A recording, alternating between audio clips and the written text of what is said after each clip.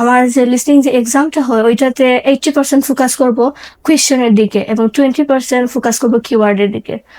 আর 80% focus করব যে ওনারা কি বলে, স্পিকাররা কি বলে ওইটাতে।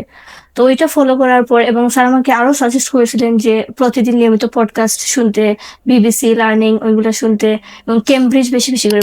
কেমন লাগছে ফিলিংসটা? আলহামদুলিল্লাহ ভালো লাগছে। যখন রেজাল্টটা পেলেন তখন আসলে মানে কি ফিল হচ্ছিল তখন? ছেলেমেয়েরা যখন ভালো রেজাল্ট করে তো সেই ফিলিংসটা তো বোঝানো যায় না, অনেক অনেক আনন্দিত হয়েছিল। আচ্ছা ম্যাম, আপনার কি? আলহামদুলিল্লাহ অনেক ভালোই লাগছিল। হ্যাঁ, তো চেক করার সাথে সাথে কাকে গিয়ে ফার্স্টে বলেছিলেন যে? আমার বাবা বাড়িতে ছিলেন না, ওনাকে ফোন করে জানাই। আর আমার বোন আমার রেজাল্টটা দেখছিল এবং সাথে সাথে সবার ফ্যামিলি মেম্বারও দেখছিল, অনেক খুশি হয়েছিল সবাই। প্রিপারেশনের সময় তো অনেক ধরনের মানে মডিউলে প্রবলেম হয়েছে, সবচেয়ে কোন মডিউলটাতে আপনার মানে কঠিন লাগতো? আমার যে সময় আমি প্রিপারেশন নিয়েছিলাম ওই সময় আমার লিসনিং এর অনেক প্রবলেম ছিল। আমি সবসময় লিসনিং এ 5.5 স্ট্রাক ছিলাম। তো আমার ইনস্ট্রাক্টর আজহার স্যারকে আমি অনেক সময় মেসেজ দিতাম যে কিভাবে ওইটাতে ইমপ্রুভ করা যায়। উনি অনেক সাপোর্টিভ ছিলেন, যখনই মেসেজ দিতাম সাথে সাথে রিপ্লাই দিয়ে দিতেন। তো ওনার গাইডলাইন ফলো করে আমি আলহামদুলিল্লাহ মেইন এক্সামে 7.5 পেয়েছি লিসনিং এ।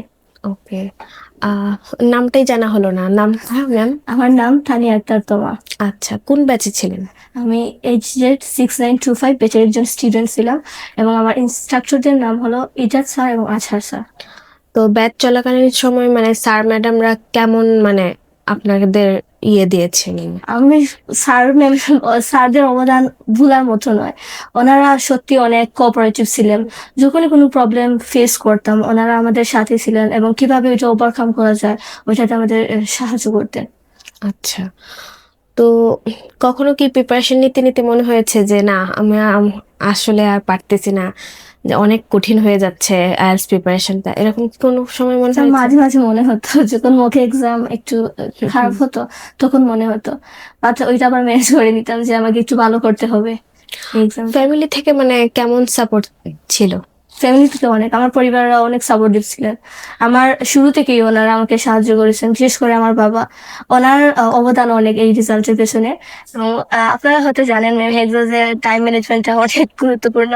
তো আমি আমার বাবা প্রতিদিন আমাকে নিয়ে আসতেন, তো ওনার কারণে আমি টাইম ম্যানেজমেন্টটা ঠিক মতো করতে পারছি এবং হেক্সাসে অনেক অ্যাওয়ার্ডও পেয়েছি।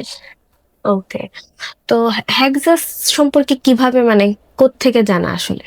ওইটা আমার ফ্যামিলি মেম্বাররা জানতেন এবং হেক্সাসের অবদান তো পৃথিবী জানে, বিশেষ করে হেক্সাস জিন্দাবাদ। তো আমার ফ্যামিলি মেম্বার আমাকে সাজেস্ট করেছিলেন যে ওইটাতে ভর্তি হওয়ার জন্য। এটা সুনাম ছড়িয়ে পড়েছে সব দিক থেকে। তো ওনাদের মোটিভেশনের মাধ্যমে আমি ওখানে অ্যাডমিট হয়েছি। আচ্ছা স্যার, আপনি যখন ম্যাম প্রিপারেশন নিচ্ছিল তখন আপনার কাছে কি কিছু শেয়ার করেছিলেন তখন যে যে আমার এই প্রবলেম হচ্ছে? না, আমার ওই দিক থেকে আমার মেয়ে তো, আমি আমার মেয়ের লেখাপড়ার প্রতি আগ্রহ যেটা দেখেছি আর কি, ক্লাস 5 সরকারি বৃত্তি, এই ভালো একটা রেজাল্ট, SSCও ভালো রেজাল্ট, প্লাস ইন্টারমিডিয়েটও গোল্ডেন A+, এই পর্যন্ত যেটা দেখেছি আর কি, ওর আমার তেমন একটা ব্যাক পেতে হয়নি।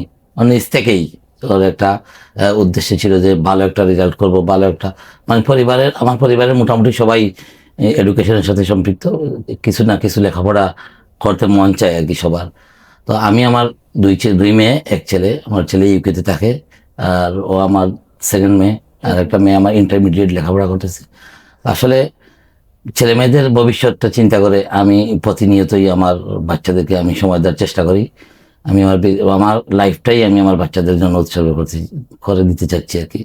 এখন আল্লাহ পাকের ইচ্ছা, আমার আসলে খুবই ভালো লাগে আমার মেয়েরা যখন ভালো রেজাল্ট করে, সবাই আমাকে নিয়ে, আমার মেয়েদেরকে নিয়ে প্রশংসা করে, নিজেকে অনেক গর্বিত মনে হয় আর কি। বিশেষ করে আপনাদের ওই প্রতিষ্ঠানের ব্যাপারটা, এটা আমি আরো অনেকজনকে সাজেক্ট করি যারা আগে একটু লেখাপড়ায় ভালো বা ভালো একটা প্রিপারেশনের প্রস্তুতি থাকে তাদের, সবাইকে আমি বলি যে হেক্সাস আমারও জানা মতে আমার এই প্রতিষ্ঠানটা আমার আগে ফেভারিট। সত্যি অর্থে আপনাদের lots of thanks all community, ভালো লাগে। এই জন্য আমি ওরে বলছিলাম যে আমি তোমার হেক্সাসে এবার ট্রাই করাবো, বাকিটা যেটা ভাগ্য আছে সেটা হবে। আলহামদুলিল্লাহ আমার মেয়ের আরো যদি রানিং এ আমি হয়তো আমার একটু ডিলে হয়েছিল, সার্টিফিকেটে একটু প্রবলেম ছিল, আমার নামের সাথে একটু যে নামের স্পেলিং এ আর কি এমডিটা ইউজ ছিল না ওর সার্টিফিকেটে, আচ্ছা, আচ্ছা। তো ওইটা ইউজ করতে আমার একটু ডিল সময় বের হয়ে গেছিল, তো একটু সময় লেগেছিল। তারপরে পাসপোর্ট তৈরি করা, এই গ্যাপটুকুর জন্য হয়তো বা আমি তো আশাবাদী ছিলাম আমার 7 আপ হবে আর কি, আমার একটা ইয়ে পরিবারের সবারই আশা সবাই ছিল। ছিল। মানে এটা একটা কনফার্মই ছিল আর কি মোটামুটি। যাই হোক, যেটা হয়েছে সেটাই যে আমরা সন্তুষ্ট, আমার অল পরিবার সন্তুষ্ট। আর আপনাদের অবদান তো আর আমার মেয়ে বললোই, আমরা তো আসলে সত্যি কৃতজ্ঞ। ধন্যবাদ। আপনারা যেভাবে মানে বাচ্চাদেরকে নিজের মনে করে এই সাবজেক্ট করেন, এগুলো বাচ্চাদের ভবিষ্যতের জন্য অনেক কাজে লাগবে, আমি বিশ্বাস করি আর কি।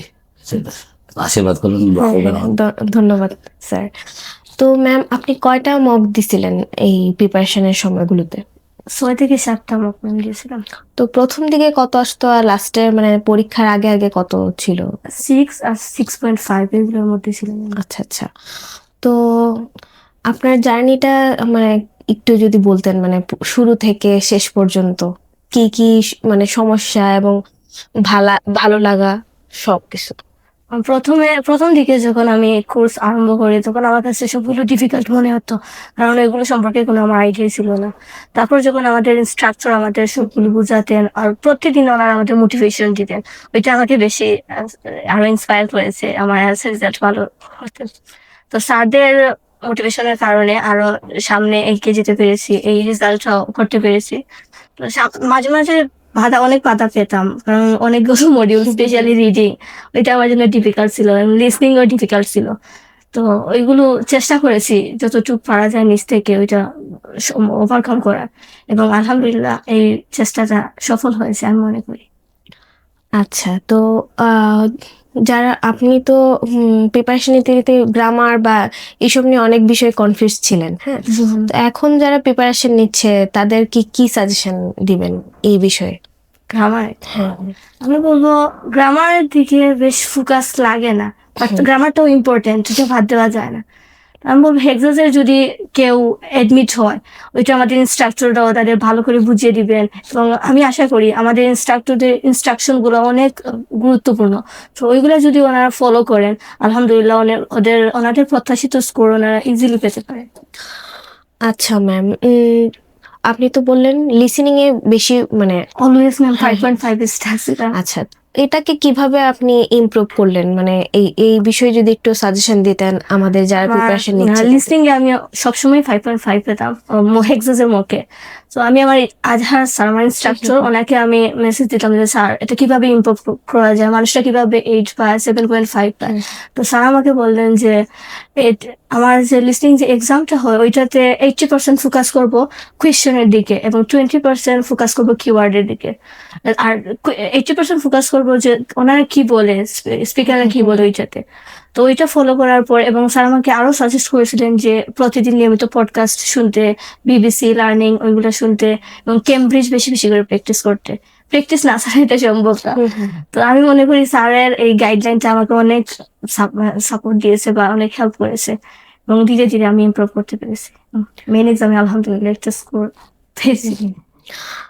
যখন এক্সাম দেওয়ার আগের রাতে মাথায় কি চিন্তা ঘুরছিল যে কালকে গিয়ে কি হবে, মানে ফিলিংসটা কেমন ছিল? ফার্স্টের দিকে একটু নার্ভাস ছিল, বাট আমি ওইটা বিলিভ করতাম যে এটা একটা মুখের মতো, কারণ আমি ওইখানে যখন উপস্থিত হয়েছিলাম আমার ফাইনাল এক্সামে, আমি পুরোপুরি মনে করেছি আমি এখন হেক্সাস একটু মুখ দিচ্ছি, কারণ পুরো এনভায়রনমেন্টটা সেম, লিসনিং এর হেডফোন থেকে শুরু করে চেয়ার টেবিল থেকে শুরু করে পুরো রুম আমার কাছে মনে হয়েছে যে আমি হেক্সাসেই একটা মুখ দিচ্ছি।